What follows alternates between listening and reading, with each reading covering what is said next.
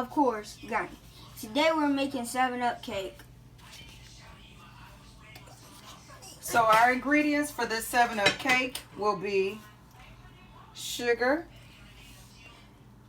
which will be 3 cups of sugar, 3 sticks of salted butter, 3 cups of flour, 5 large eggs, 1 cup of 7-Up, 2 tablespoons of lemon extract. We're going to need some flour for the pan, and we're going to need a little Crisco for the pan to grease the pan. We'll be right back.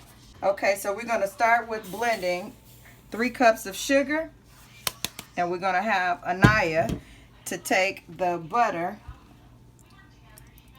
and put it in there, and we're going to have her beat it and blend it together. No, you can just take the whole thing and dump it over in there.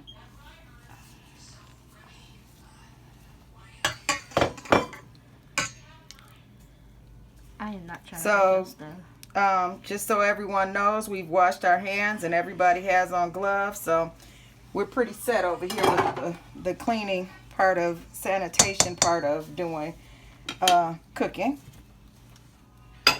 So, Anaya, you want to start blending this together? I'm a pro at this. And I was going to use the big blender, but because I have help here today, I'm going to use the little one. So she's going to mix these two together, and we'll be right back as soon as that part is over. So this is pretty much how the butter and the sugar should look when you get them blended together. They should be clumped together in little bitty sections. And then we put in 1 egg at a time. Once it gets to this portion of it, I'm going to blend a little bit longer and just to make sure everything is blended, as Anaya was doing the blender. So we're going to do 1 egg at a time. You can crack the eggs and do them, or you can do them. Everything has to be room temperature. Everything. Only 1 egg? 1 egg at a time. Everything has to be room temperature.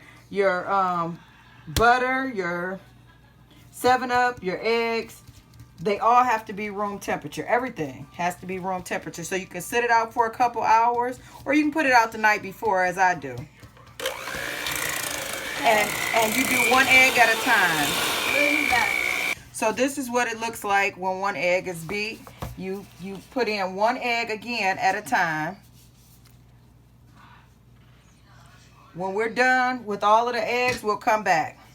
Okay, so this is how it should look after the eggs are beat in with the butter and the sugar. So next we're going to take the lemon extract, put that in. And we're going to preheat the stove for 300. Oh, okay. I was just showing Anaya how to grease the pan. You just take the Crisco, stick it in there. I put more than enough in there to make sure that she had enough to cover it. I've already greased 1/2 of the pan, and she's going to grease the other half like I showed her. Come on.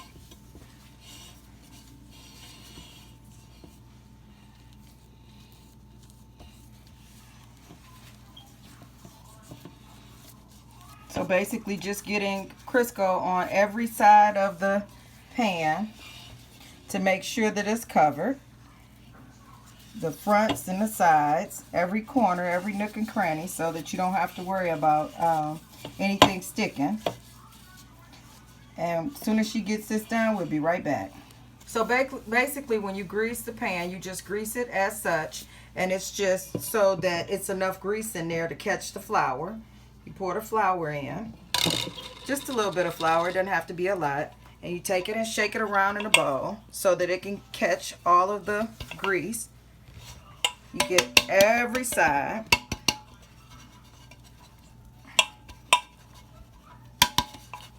This cake pan is very seasoned. I've had it for about 20 years, but I love it, and I've had several between, and I don't like them like I like this one. I have 2 that's just like it. It was a Martha Stewart's pan I bought years and years ago. They just now starting to make heavy pans like this again. I hadn't found any that I care for like I do these. You just take it around until you get every side. Sorry, I'm making all of the noise in the background. But pretty much you just get everything until you get it completely covered. And we'll be right back, and I'm going to show you the rest of the cake. So we have the pan. We knocked off any excess flour and got it all the way down where it's just the flour pan. Now we're going to go in and we're going to start with the flour. Everybody does it different. I do the flour because it's enough liquid with the 2 tablespoons.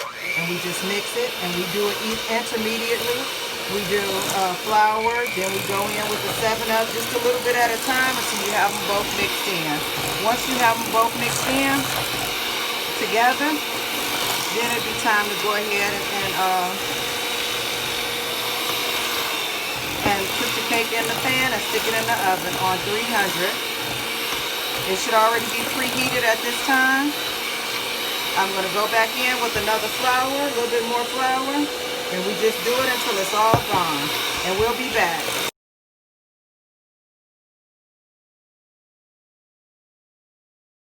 So for the 7-Up, I do let the 7-Up cake, I do let the 7-Up be my last mixture because I like the crunchy topping, and that usually comes from using the 7-Up last. It gives it, you know, it shows a different texture. I'll show you in just a minute how it looks when I'm done with the mixing all together, but when it cooks, it'll have a crust on the top. The consistency should be pretty much like this, and you just take it and pour it over in the pan, and you make sure that you get it in there as evenly as you can.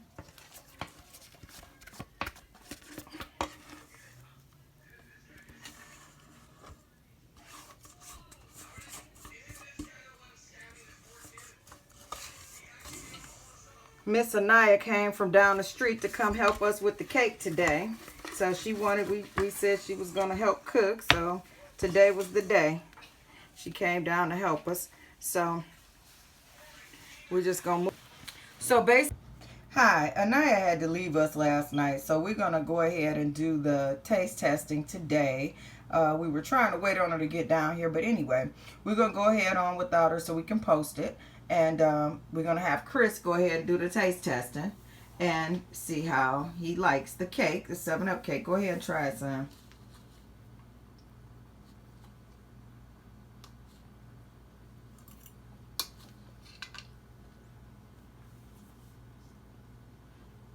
It's good. It's good. It's like my other ones? Mm-hmm.